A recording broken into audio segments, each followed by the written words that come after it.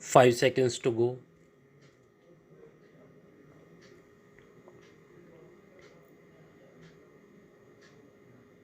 Start. Sir, this is the time to look at the performance of the general fiscal situation.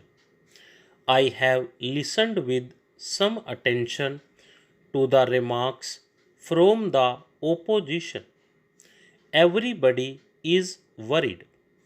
I heard my friend speaking and the honorable members just now who spoke also and talked about the problems of the size of the deficit of non-plan expenditure, the question of continuing inefficiency of relatively less efficiency of public enterprises or the fear of the debt trap.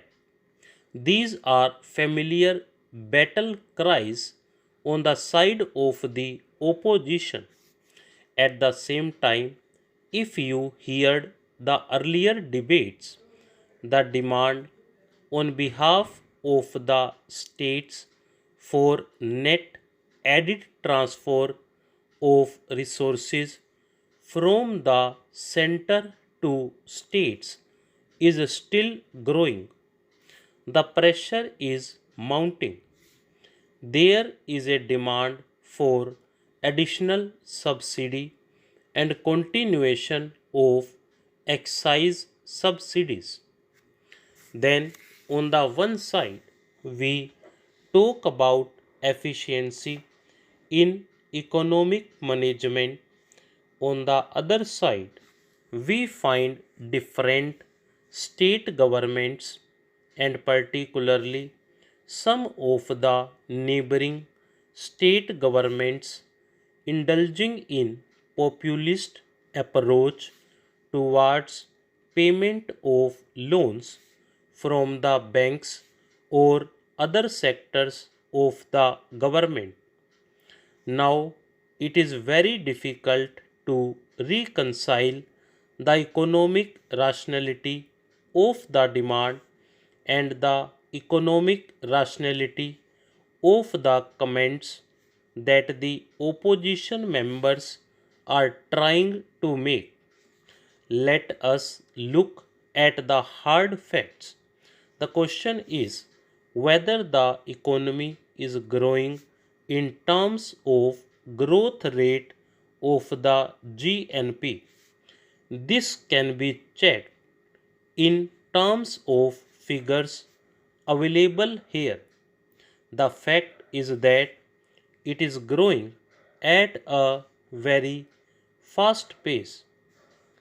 In fact, the expected rate of growth of real income in the current year is likely to be around 8%, which is much higher than what we have seen in the recent years.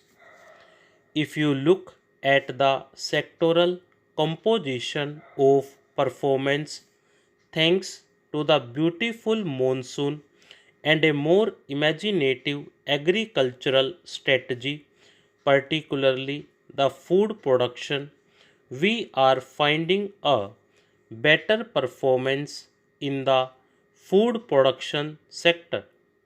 Of course, we depleted our buffer stock, but as a result of the better crops and with some imports, we are trying to replenish our buffer stocks.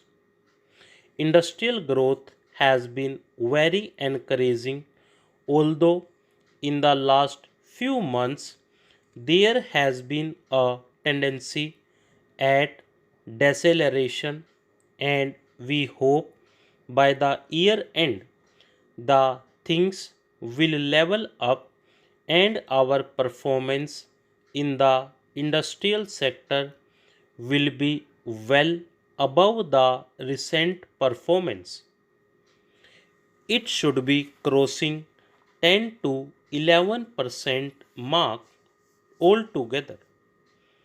I heard my friend talking about the consumer's price index.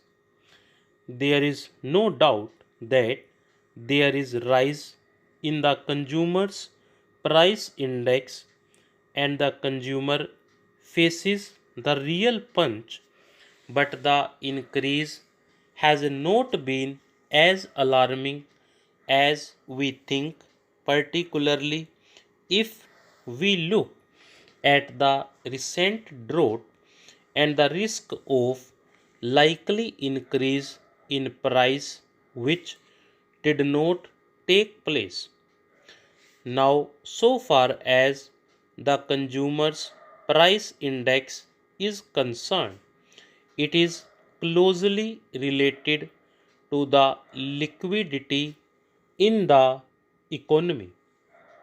It is true that the liquidity is growing because disposable income has been growing because of different kinds of payments that we have committed, whether it is the fifth pay commission and the cascading effect of that in the rest of the economy or the other salary settlements, dearness allowances, and all that. This leads to demand inflation.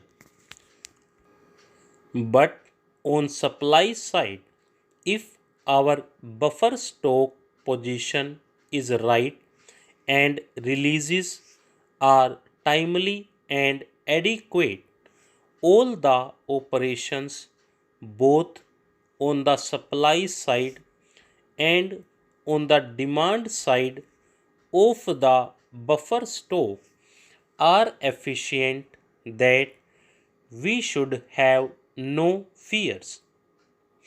It seems to me the very fact that the price index has not been rising at a very rapid pace shows that the supply management, so far as the essential commodities are concerned, has been somewhat efficient, and this has given us a relatively better balance with demand. Now, so far as the wholesale price index is concerned, it is very encouraging. As a matter of fact, there was a slight pressure, but if you take the latest figures, there has been a deceleration there.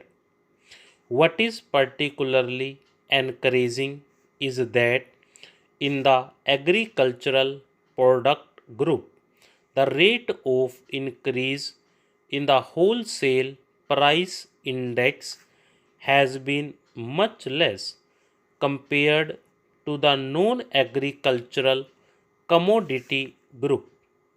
However, the fact remains that the resource position of the government is under strain.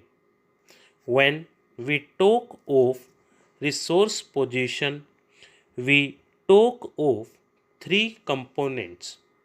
Number one, what is the rate of the domestic savings, particularly the net figures have been under serious stress. Fortunately, the household sector performance has been good, but the performance at the corporate sector level and particularly the saving in the public sector of the corporate sector has been discouraging, and much more discouraging has been the rate of the savings in the government sector. So, this is one area where substantial correction is required in order to generate adequate resource for investment. The second component is related to revenue.